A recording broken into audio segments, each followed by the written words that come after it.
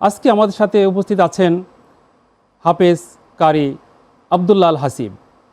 আসসালামু আলাইকুম। ওয়ালাইকুম আসসালাম রহমতুল্লাহ বারাকাত। কেমন আছেন? জি আলহামদুলিল্লাহ, আল্লাহর মেহেরবানি। আপনি কেমন আছেন? আলহামদুলিল্লাহ ভালো আছি।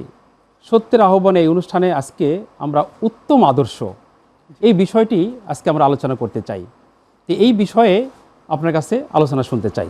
জি আলহামদুলিল্লাহ, নাহমাদুহু ওয়া নুসাল্লি আলা রাসূলিল কারীম, আম্মা বাদ। আসলে আদর্শিক যে দ্বন্দ্ব, এর থেকে পৃথিবীতে বড় কোনো দ্বন্দ্ব নেই।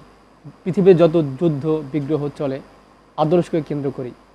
আমরা জানবো যে এক্ষেত্রে আল্লাহ সুবহানাহু ওয়া তাআলা কি বলেছেন। এই পৃথিবীতে আল্লাহ অসংখ্য নবী ও রাসূল প্রেরণ করেছেন।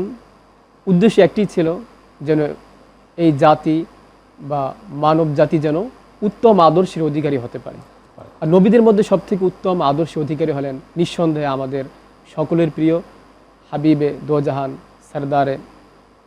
সরদারে আম্বিয়া হযরত মুহাম্মদ রাসূলুল্লাহ সাল্লাল্লাহু আলাইহি ওয়াসাল্লাম। তার সম্পর্কে আল্লাহ রাব্বুল আলামিন পবিত্র কোরআনে বলেন, ওয়া ইন্নাকা লাআলা খুলুকিন আযীম, যে হে নবী, নিঃসন্দেহে আপনি মহান এবং উত্তম চরিত্রের অধিকারী। এখানে একটি চিন্তার বিষয় হলো যে আল্লাহ রাসূল সাল্লাল্লাহু আলাইহি সাল্লাম তিনি সর্বগুণে গুণান্বিত একজন ব্যক্তি। আমরা যাবতীয় গুণ বিশ্লেষণ করলে কোনো গুণ তার থেকে বেশি রয়েছে এমন কোনো মানুষ খুঁজে পাওয়া যাবে না। এবং যার উপর কোরআন নাজিল হয়েছে সেই কোরআনেও আল্লাহ রাসূল অন্যান্য ইবাদত আমলের প্রশংসা করা হয়নি, এই একটি গুণের প্রশংসা করা হয়েছে যে আপনি মহান চরিত্রের অধিকারী। তার মানে বোঝা গেল যে আল্লাহ রাসূল সাল্লাল্লাহু আলাইহি ওয়াসাল্লাম অন্যান্য যত গুণাবলী রয়েছে নিঃসন্দেহে সেগুলো শ্রেষ্ঠ, কিন্তু তার মধ্যে আল্লাহর কাছে সবথেকে প্রিয় হলো উত্তম চরিত্রের মাধুর্যতা।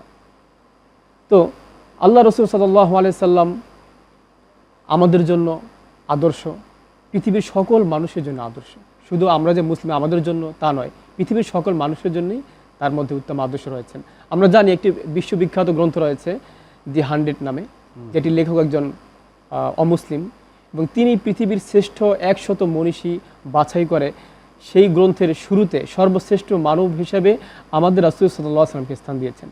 এবং নিঃসন্দেহে তিনি ইসলামের নবী এই জন্য না, কারণ তিনি তো মুসলিম ছিলেন না। তাহলে বোঝা গেল যে আল্লাহ রাসূল সাল্লাল্লাহু আলাইহি ওয়াসাল্লামের যে আদর্শ, যে মাধুর্যতা, তার যে উত্তম চরিত্রের সৌন্দর্যতা, সেটাকে বিশ্লেষণ করেই তাকে প্রথম স্থান দেওয়া হয়েছে। তাহলে আমরা বুঝতে পারলাম যে পৃথিবীর মধ্যে একদম উত্তম আদর্শনীয় একদম অনুকরণীয় ব্যক্তিত্ব হিসেবে আল্লাহ রাসূল সাল্লাল্লাহু আলাইহি ওয়াসাল্লাম অদ্বিতীয় মানব ছিলেন, যার কোনো তুলনা নেই। প্রিয় দর্শক, সবাই হলো ছোট্ট একটা বিরতির পর আবারও ফিরে আসবো সত্যের আহ্বান অনুষ্ঠানে।